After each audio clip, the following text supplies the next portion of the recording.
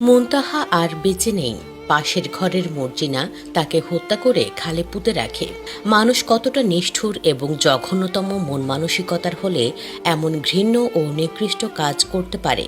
গঠন আর আকৃতি মানুষের মতো হলেই কেউ মানুষ হয়ে যায় না। জানা যায়, মুনতাহাদের পাশের বাসায় থাকা একজন ভিক্ষুক মহিলা মুনতাহাকে গুম করে হত্যা করে।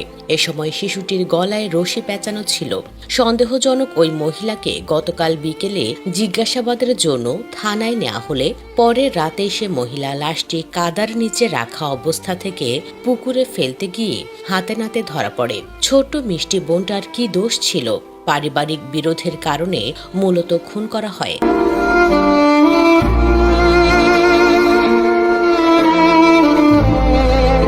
কানাইঘাট থানার ভারপ্রাপ্ত কর্মকর্তা মোহাম্মদ আব্দুল আওয়াল জানান, রবিবার ভোর ৪টার দিকে মুনতাহার নিজ বাড়ির পুকুরে তার নিথর দেহের সন্ধান পাওয়া যায়। তার গলায় রশি পেঁচানো ছিল, শরীরে ক্ষতচিহ্ন রয়েছে।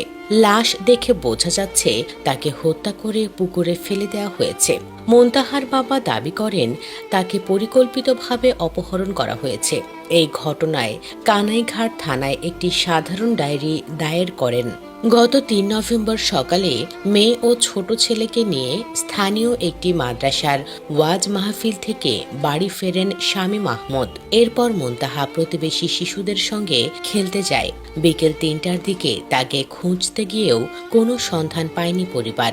খেলার সাথীরাও মুনতাহার বিষয়ে কিছু জানাতে পারেনি।